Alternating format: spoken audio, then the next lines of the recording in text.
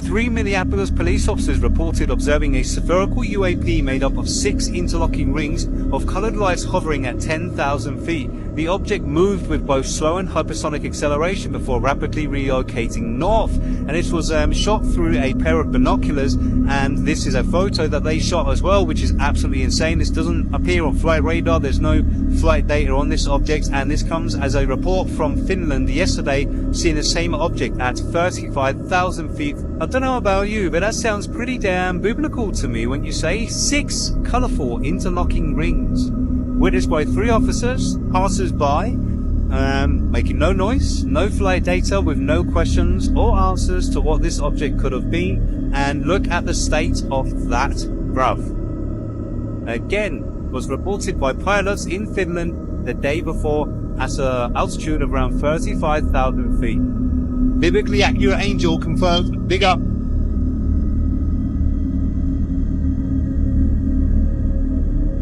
Moon Gateway. This home telescope caught footage of a disc-shaped craft approaching the moon in 2021. It didn't just pass by, it entered. A dark opening seemed to form on the lunar surface, pulling the object inward. As soon as it crossed the threshold, the hole closed, leaving behind a smooth, untouched face. For years, legends have suggested the moon is hollow or hosts hidden bases beneath its craters. This video seemed to fuel that very theory, showing what looked like a secret entrance that sealed itself perfectly.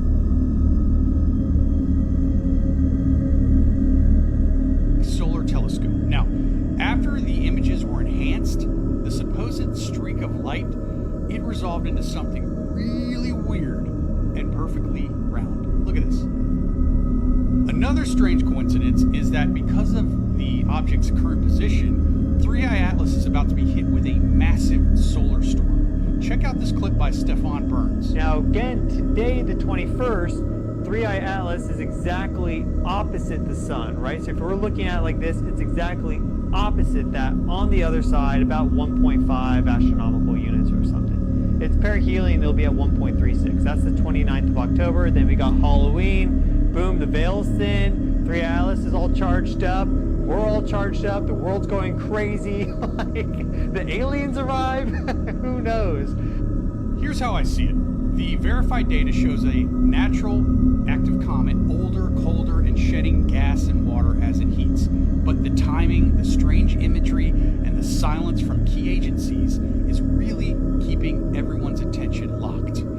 So whether this is just another interstellar visitor or it is something truly unique, we are about to find out. So stay tuned. I'll post the next update as soon as new data or imagery comes out. It's getting interesting.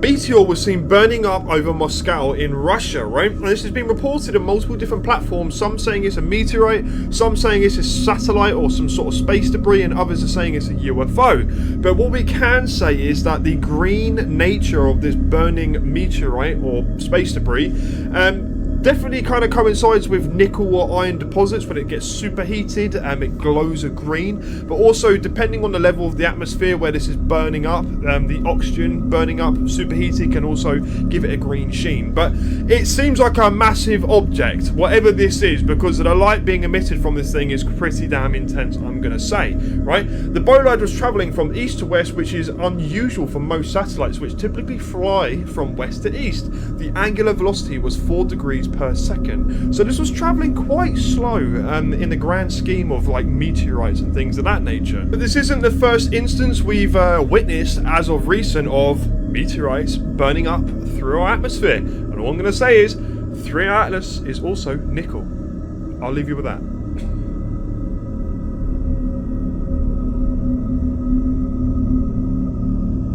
UFO fleet. No, I just watched them all appear out of thin air. On September 9th, 2025, the desert sky over Bradshaw Ranch in Sedona, Arizona, lit up with motion. Lily Nova, a photographer, had her camera ready when multiple white discs appeared above the mesas. They weren't in formation. Each craft moved at a different speed and direction, as if mapping the terrain. Bradshaw Ranch has long been linked to paranormal activity and rumored government tests. Nova's footage, released online the same night, reignited debate about covert aerial projects in Arizona, whether drones, advanced aircraft, or non-human visitors. The Sedona fleet footage adds a new chapter to the ranch's strange history of unexplained sightings.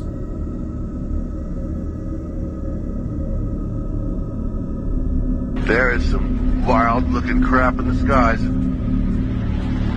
Holy piss.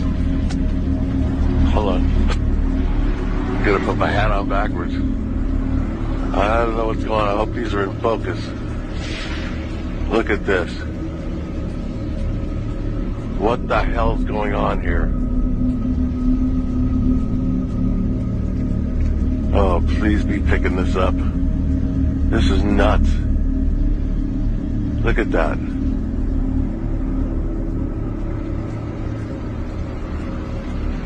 God, I wish my neighbor was here right now. He comes out and watches for UFOs, but holy crap.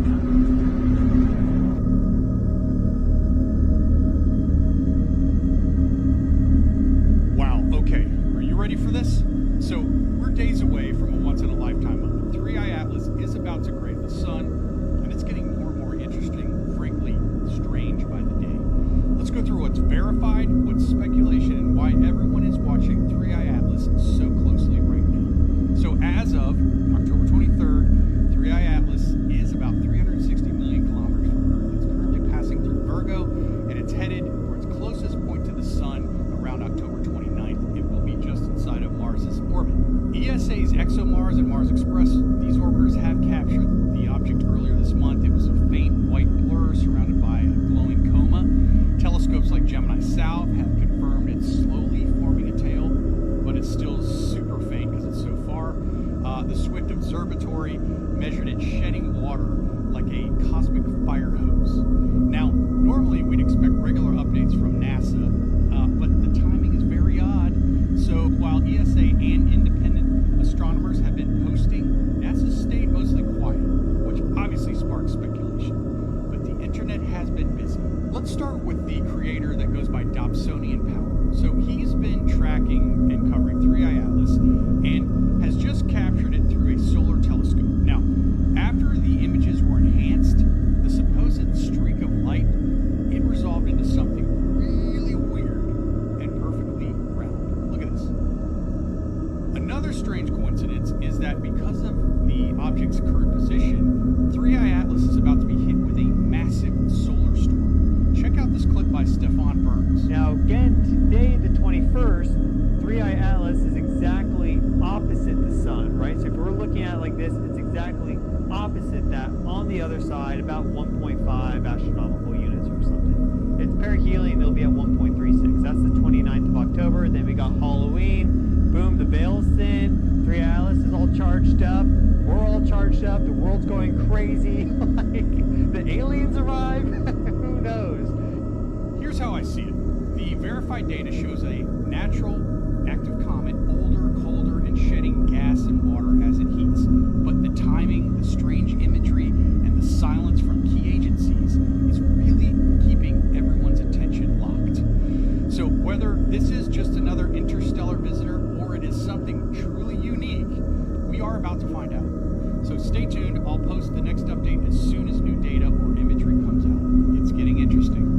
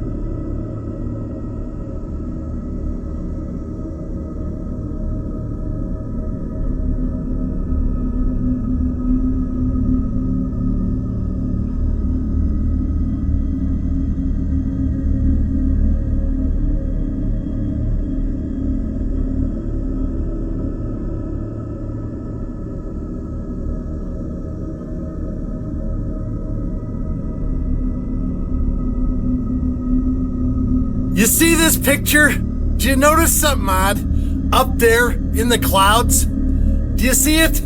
Let me highlight it for you. You see that? You see that light? What is it? Now, there's no building over there that light's attached to, and it's way above those phone or power lines. So what can that be? Let's take a closer look. Look at that. It's just kind of sitting there. Let me highlight it again. I do not know what that thing is, but I'm going to tell you something. I'm going to take a closer look. Yeah, I'm going to zoom in and see what we can see when it's closer up. It looks like 8 lights connected to one thing. But what's it connected to?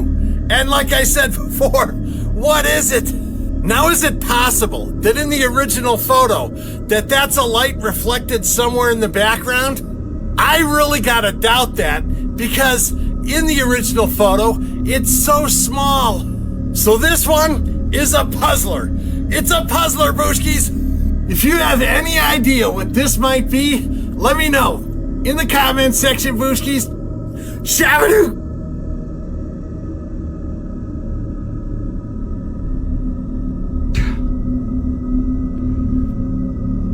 Brazil just made an absolute boss move in UFO transparency and dropped the receipts on nearly 900 UFO cases. This is huge. So on May 31st, Brazil's National Archives released 893 UFO cases, to be exact, to the public. We're talking about sightings from 1952 all the way up to 2023, complete with photos, audio recordings, witness drawings, detailed official reports. The files were originally set to drop on June 13th, but they went live early with no warning. And there's some seriously amazing stuff inside. So I've only cracked into it just a touch, and already it's mind-blowing. It talks about cases like the 1977 Colares incident, where locals were reportedly injured by beams of light coming from low-flying UFOs. It was so intense that the Brazilian military launched Operação Prato, Operation Saucer, to investigate. There's also the 1986 Night of the UFOs, where 21 objects were spotted across southern Brazil, tracked on radar and chased by Air Force jets. So if you want to check it out yourself, there's a website you can go to. I'll list it right here. You'll need to register, but the docs are public. A lot of it's in Portuguese, but you can get it translated. Brazil just raised the bar. It's your move, Pentagon. Follow for more, because I'm going to be cracking into this.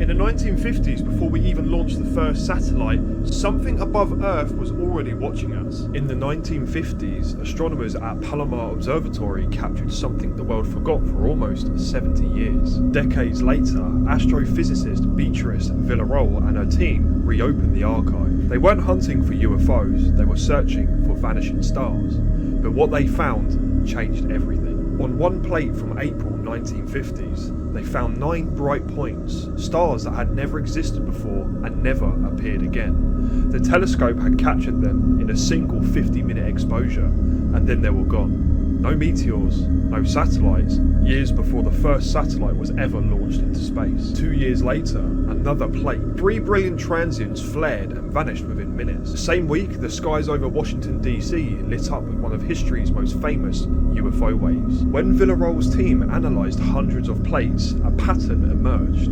The transients avoided Earth's shadow as if they were sunlight glinting off a reflective object in the orbit, but these images predate every known human satellite. Statistical tests showed the alignments were far too precise to be random. Something bright, geometric, and sunlit was moving high above our planet in the 1950s. If the data are right, the implications are staggering.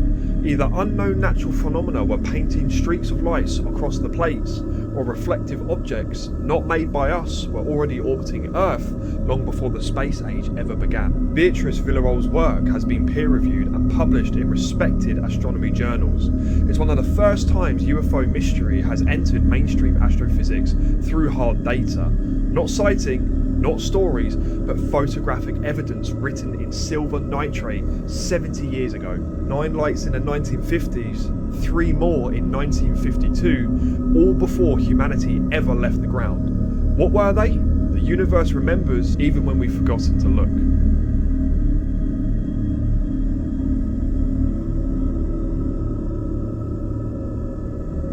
For decades, astronomers have scanned the sky for patterns that can't be explained by nature alone. Now, the people leading that search are quietly updating the rules for what to do if one finally appears. At the International Academy of Astronautics, the SETI committee is finalizing a new set of post-detection protocols, a roadmap for how humanity will respond to confirmed evidence of extraterrestrial intelligence. The update will be presented in 2026, the result of years of quiet debate and global collaboration. These new protocols go far beyond the radio telescope era of the 1980s. They define how to verify a signal using independent observatories, how to protect researchers from harassment, how to secure and share data safely, and how to manage the inevitable chaos of social media once the story breaks. The declaration makes one thing clear. No single person, nation, or organization can speak for Earth. If a signal is confirmed, scientists must inform the United Nations, and no reply will be sent until the world decides together what to say, or whether to speak at all. Every line in this document reflects a simple question. Is this just caution or quiet preparation? The search has never been broader. Radio telescopes now sweep billions of stars. Infrared arrays hunt for the faint glow of distant technology. NASA, the SETI Post-Detection Hub, and legal scholars around the world are working together, not only planning how we'll react, but how we'll stay calm when the unthinkable becomes real. The scientists behind these protocols don't claim that contact is imminent, but they act as if it could happen at any time. The tone is careful, professional, yet unmistakably serious. For the first time in history, humanity has a global manual for first contact. When that signal finally rises through the noise, we may only get one chance to respond. And now, for the first time, we'll know exactly what to do.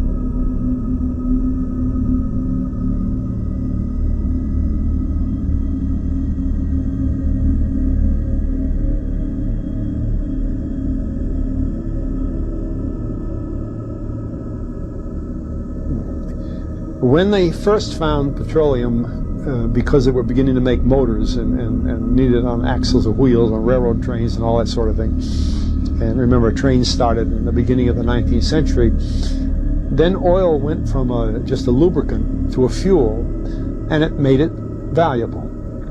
And Rockefeller happened to be the smartest man in the business at the time, but he made most of his money, or much of it, off the transport of the petroleum as well as selling it. But one thing they realized was, because oil is putting a price on oil is like putting a price on a pail of water. You know, no initial cost. It's in the ground, and in those days they were, some of it, almost what you'd call surface mining the oil. They didn't go down deep. So in order to get the price up, they hit on the idea that they would have to make it appear to be scarce. That after we take the next few barrels out, we're probably going to have to close as well. You know, that kind of thing. Well, a very fortuitous event. In 1892, there was a convention in Geneva of scientists to determine what organic substances are. Well, the definition of organic is a substance with hydrogen, oxygen, and carbon. And so it's usually a living substance, a tree. You analyze a dead tree, hydrogen, carbon, and oxygen, and grass, and so on, living things. Animals, we are hydrogen, oxygen, and carbon. So at this Geneva Convention, Rockefeller took advantage of sending some scientists over who said, oil, petroleum, is hydrogen, oxygen, and carbon. Therefore, it must be derived from the spoiling, the rotting of formerly living matter. And playing the game properly, when this scientific convention was over, they defined oil as the residue from formerly living matter. Well, that makes it a fossil fuel. I don't know why they decided to use the word fossil, but it says formerly living matter, it's fossil. Well, of course, today, and another thing we should know is that there has never been a fossil, a real fossil, found below 16,000 feet. And you can't argue at 16,000 there's a level line, because someplace the ground sinks and so on. But 16 is what the scientists say, 16,000. We mine oil, or we drill for oil at 30,000, 33,000, 28,000 every day of the week. So right there we rule it out that it isn't fossil fuel. It's called fossil fuel for the minds of the public to feel that it is an asset that is running out, being depleted. We talk about depletion allowance, which is a lot of, and actually, if you know the world's oil supply, you know that it is not going to run out for an awfully long time. It is the second most prevalent liquid.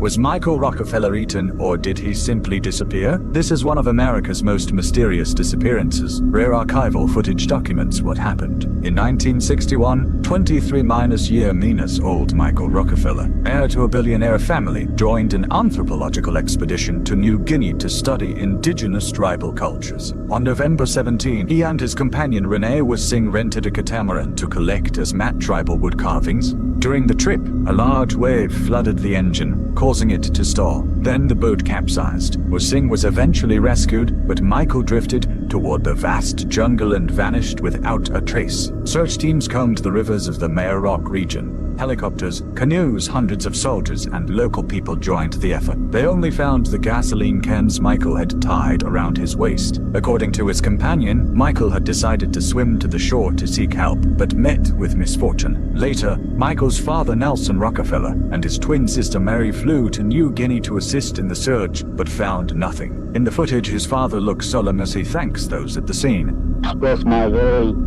appreciation, and on behalf of Michael's twin sister, her appreciation for what Mr. Johnson, the district commissioner, and the patrol officers here in this whole area have been doing in connection with the search. The search went on for weeks with no result. Officials finally declared that Michael Rockefeller drowned in the river, but there was no evidence to prove that conclusion. Another theory said Michael made it to shore safely, but was killed and eaten by a cannibal group within the Asmat tribe led by a man named Ots Jane P. Years later, new rumors emerged. Some said he might have been mistaken for an enemy and attacked by a local tribe. Others claimed he chose to stay and became a member of the tribe. To this day, those jungles still hold secrets that have not been uncovered.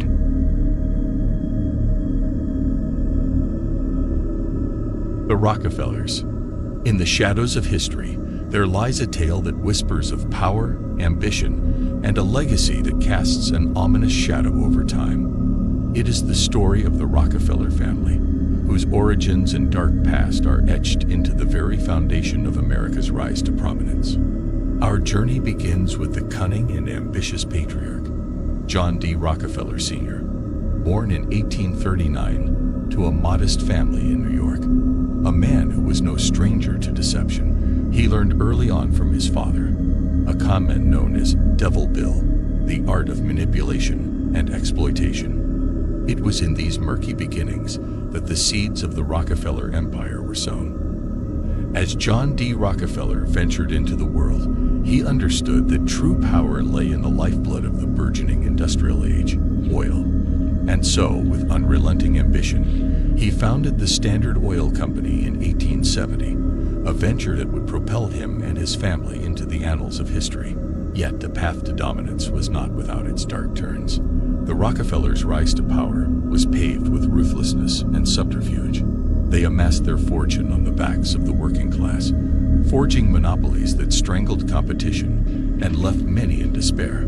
Behind the veil of philanthropy, the family's grip on the world tightened, their influence seeping into politics, education, and even medicine. It is whispered that the Rockefellers, at the height of their power, controlled not only the oil industry, but also the hearts and minds of millions. Their wealth and reach knew no bounds as they orchestrated a world tailored to their desires from the shadows.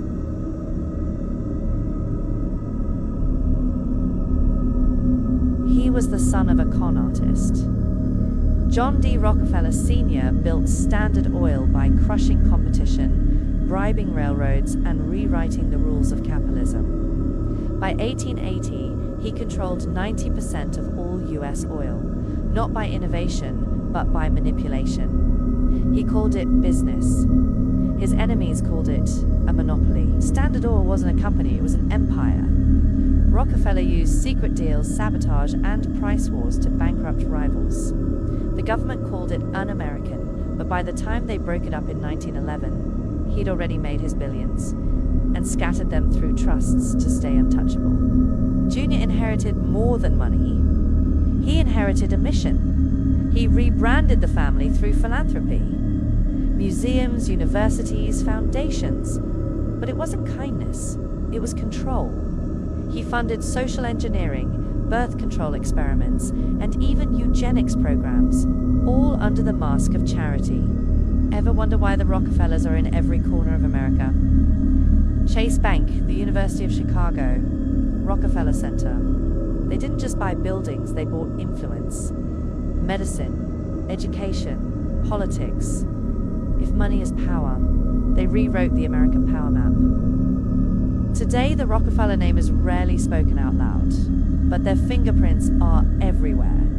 Foundations still shape global health. Think tanks guide government policy.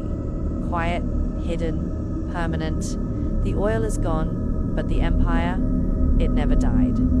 It evolved. The Rockefellers were the wealthiest family in the world and used a secret system called the waterfall method to continue growing their wealth for 7 generations. I'm going to expose what the waterfall method is. John D. Rockefeller founded Standard Oil in 1870 and took control of the entire oil industry, becoming insanely wealthy. But that's not even why he's considered the savviest man to walk the planet. During this time, there were many other wealthy families, such as the Vanderbilts, who were actually wealthier than the Rockefellers, but sadly lost their money 4 generations down. John D. Rockefeller knew this could be a problem for his family after he passed away, so he created the famous Rockefeller waterfall method to ensure his family never went broke. Here's how the waterfall method works. Every single individual in the Rockefeller family received a very large life insurance policy. The beneficiaries of those life insurance policies always tied back to the trust, and inside the trust was a cash value life insurance policy, which was used as the family bank. Family members could take loans equivalent to the amount inside the cash value, and when they died, their death benefits would pay back any outstanding loans, thus reloading all the funds they used throughout their life. This is the waterfall method, also commonly known as infinite banking. If you want to learn how you can set this up for yourself, comment the word waterfall, and I'll send you a DM.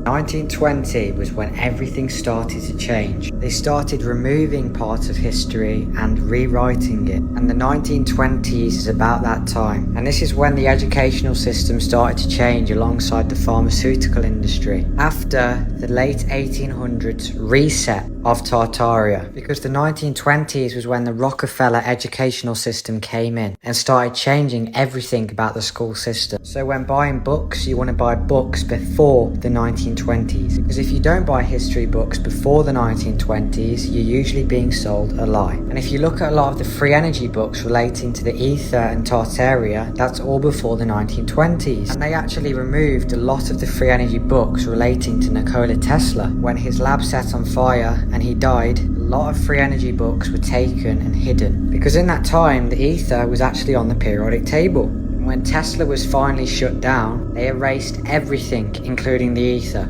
After 1908, every book that was written relating to Tesla would either talk about the ether or terrestrial magnetism. And the whole reason all of these things were removed, so people wouldn't believe in the ether and the ability of free energy. They would think it's pseudoscience, a bunch of nonsense, which are all words used by the Rockefellers as well. And so they sell you this new narrative now, because they've hidden the truth about the old world and the old world technology.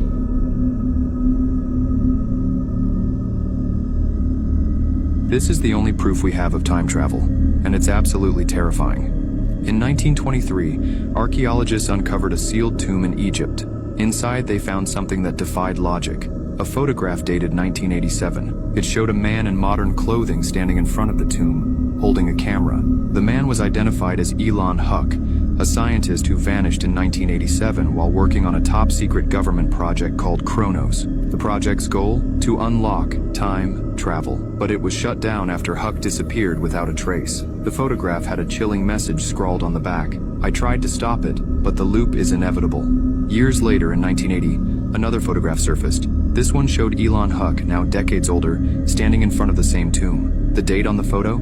2025. Experts were stunned. How could a man exist in 3 different timelines? And what did he mean by the loop is inevitable? The final clue was found in Huck's 1987 lab notes. He wrote, "Time isn't linear, it's a loop, and I'm trapped in it." But here's the twist. In 2023, a team of researchers decided to open the tomb again. Inside, they found a camera, the same one from the photographs. When they developed the film, it showed a picture of them, standing in the tomb, dated 2045.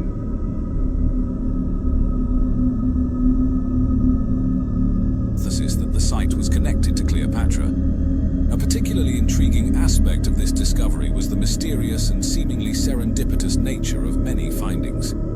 Key discoveries often coincided with unusual weather events like sudden sandstorms and unexpected rains, almost as if guiding the archaeologists to crucial areas. Some team members reported vivid dreams and visions of ancient rituals, which they interpreted as spiritual guidance. An especially fascinating discovery was a large, unfinished tunnel beneath the temple, leading to a series of chambers. This tunnel, carved with precise craftsmanship, suggested that the burial complex was intended for someone of extraordinary significance, possibly Cleopatra herself. Inside these chambers, the team found a hidden room containing a collection of golden artifacts and inscriptions referring to a Queen of Kings, a title often linked to Cleopatra. The initial announcement of the discovery of Cleopatra's tomb attracted immense media attention and widespread public interest. He controlled an empire worth billions, John D. Rockefeller, a name synonymous with wealth and power to some, a genius businessman to others, an evil villain. But who was the real Rockefeller? In the late 1800s, America was undergoing a profound transformation. Oil was rapidly becoming the lifeblood of the burgeoning industrial age. In the year 1870, John founded Standard Oil Company, which by 1872 had bought out nearly every competitor in Cleveland, securing him an overwhelming monopoly. Those who didn't sell were forced to compete, although they would be no match. As Standard Oil expanded and whispers of his dark deeds spread, the public no longer viewed him as a personification of the American dream, but instead a nightmare. That had to be stopped, however. This seemed to only be the beginning for Rockefeller.